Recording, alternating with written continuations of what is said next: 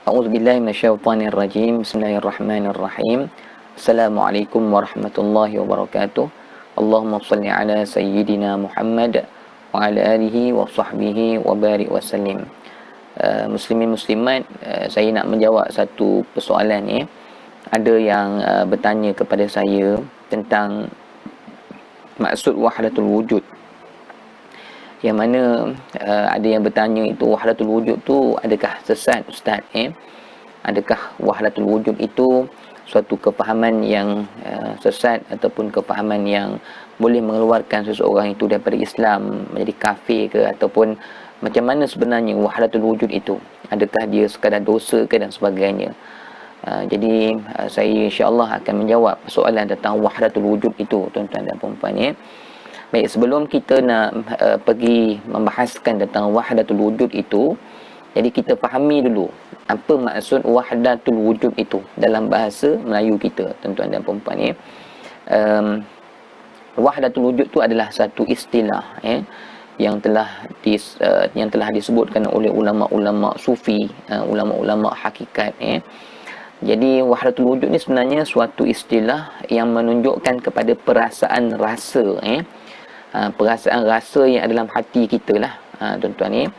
Jadi perasaan yang ada dalam hati kita ni ada kadang-kadang namanya cinta, ada kadang-kadang namanya rindu Jadi wahdatul wujud itu suatu bentuk perasaan juga, yang mana seseorang itu yang hampir dekat kepada Allah, maka dia akan rasa dalam hati dia bagaimana dia melihat sekalian alam ini, dia melihat segala-galanya adalah bermula daripada Allah Subhanahu Wa Taala Maksudnya dia yakin tanpa Allah takkan berlaku apa-apa, walau sebelah zarrah sekalipun takkan berlaku apa-apa dekat alam ni, tuan-tuan Jadi wahdatul wujud ni dalam istilah bahasa Melayu kita, maksud wahdatul wujud ni, wahdah ialah satu ataupun keesaan lah, esa wujud ni maksudnya adalah, wujud tu ada, tuan-tuan Jadi maksudnya wujud yang satu sahaja, tu wahdah al-wujud wahdatul wujud maksudnya wujud yang satu sahaja.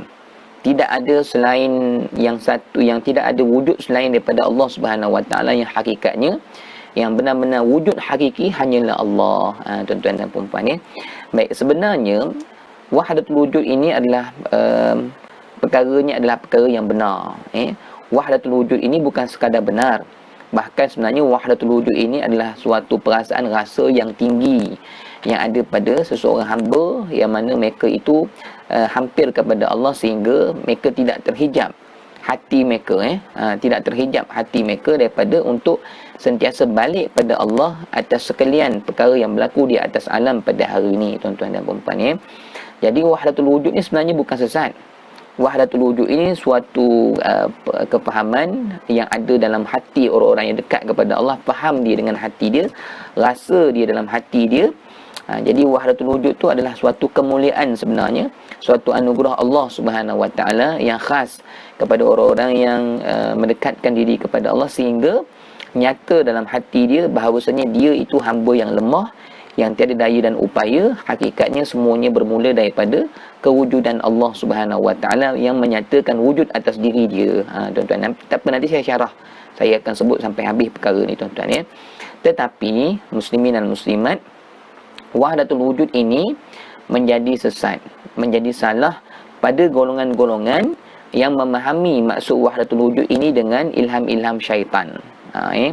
Dan mereka-mereka yang salah faham tentang wahdatul wujud dengan kefahaman nafsu dan akal mereka, bukan wahdatul wujud yang difahami oleh wali-wali Allah ataupun orang-orang yang dekat daripada Allah. Jadi saya nak sebut, memang wahdatul wujud itu ada yang tersesat. Tu maksudnya asalnya wahdatul wujud ni adalah kemuliaan bagi seseorang yang dekat daripada Allah. Allah anugerahkan dia, macam kita rasa cinta, rasa rindu. Jadi wahdatul wujud ni satu pandangan musyahadah dipanggil, satu pandangan penyaksian seseorang itu kepada Allah Jadi wahdatul wujud ni asalnya adalah suatu kemuliaan, suatu anugerah Allah Subhanahu Wa Taala kepada insan-insan yang terpilih, tuan-tuan Adapun wahdatul wujud yang tersalah faham, yang tersalah difahami oleh orang-orang yang tertentu ni adalah mereka-mereka yang tidak menjalani jalan mendekatkan diri kepada Allah dengan jalan yang benar, dengan jalan syariat,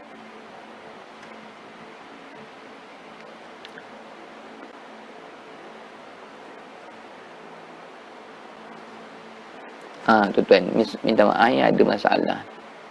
Tu tiba-tiba termati pula laptop saya ni ya. Yang kita sambung balik. Saya ingat dah tak boleh rakam dah, rupanya boleh rakam lagi. Kita sambung balik tuan-tuan ya. Sekejap ya, saya adjust sekejap.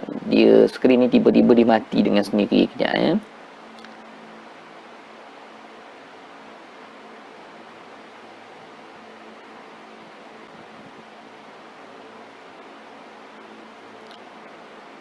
Okey, tuan-tuan ni sambung balik ya.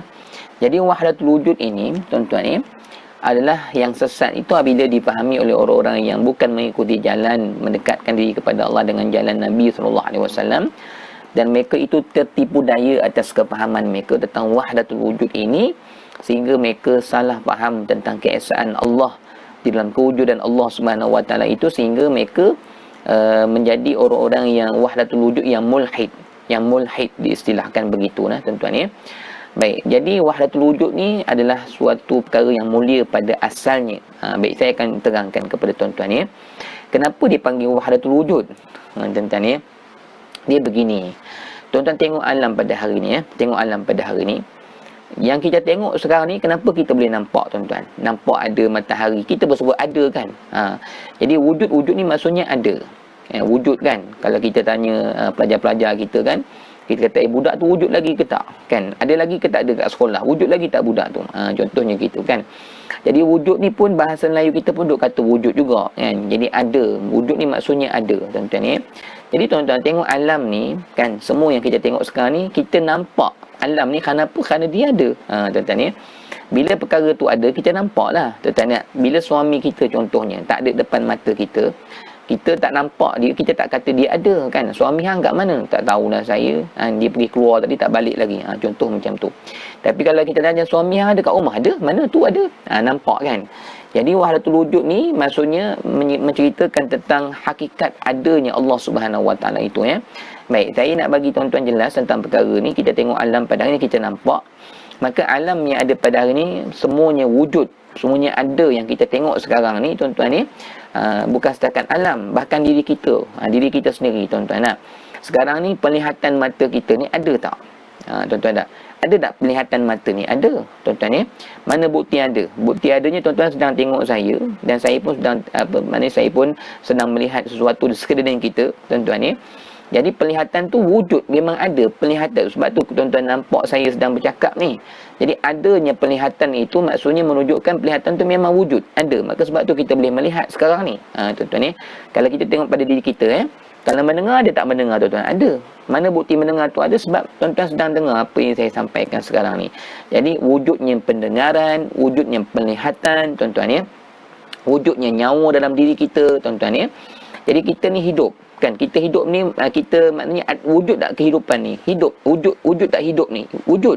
Sebab sekarang ni kita masih bernyawa tu maksudnya kita masih ada. Kalau esok kalau dah tak ada, orang kata meninggal dah tuan-tuan ya. Baik, itu diri kita tuan-tuan tak? Dan tuan-tuan kalau makan, tuan-tuan rasa kenyang kan? Kenapa kita berhenti makan?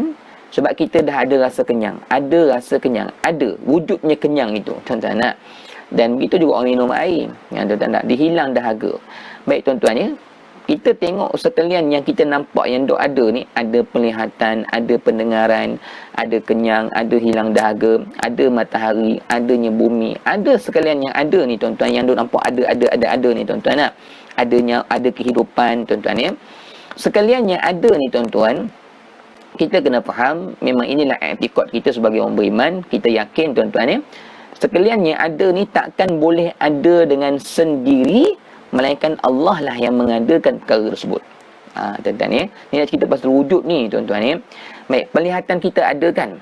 Adakah penglihatan kita ni ada wujudnya penglihatan kita pada biji mata ni dengan sendiri boleh melihat? Jawapannya tidak. Kita kena sebut, kita kena yakin, kita kena i'tikad bahawasanya kita boleh melihat ni kerana Allah yang menzahirkan penglihatan ni pada mata kita. Maknanya tuan-tuan, kita melihat ni kerana Allah yang beri anugerah penglihatan ni.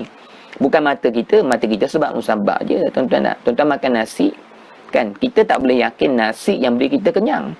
Allah yang mewujudkan kenyang tu dalam perut kita. Jadi tuan-tuan sekalian, wujud yang ada ni, dia tak boleh ada wujud tu dengan sendiri. Wujud penglihatan, wujud pendengaran, wujud ni maksudnya ada. Kita dapat saksikan adanya pendengaran tu bila kita mendengar. Kita saksi betul pendengaran kita memang ada tuan-tuan ya. Jadi sekalian yang ada, sama ada wujud penglihatan, wujud rasa kenyang, wujud rasa hilang dahaga, tuan-tuan, wujudnya matahari, wujud cahaya yang menerangi alam, tuan-tuan, wujudnya hujan yang turun, tuan-tuan. Sekalian wujud ni, dia bukan wujud dengan sendiri, melainkan Allah Subhanahu Wa Taala lah yang mewujudkan semua perkara yang ada ni. Ataupun bahasa yang mudahnya kita kata Allah lah yang menjadikan adanya matahari, menjadikan adanya penglihatan kita, dia dan menjadikan adanya semua sekalian yang ada ni, tuan-tuan. Jadi tuan-tuan, makna kata wujud kita sekarang ni bukan wujud hakiki. Kita ni hanya diwujudkan oleh Allah. Mana penglihatan kita ni, kalau Allah tak wujudkan, kita tak boleh melihat. So sekarang ni kita bukan boleh melihat, adanya melihat ni kerana hakiki kita boleh melihat, bukan.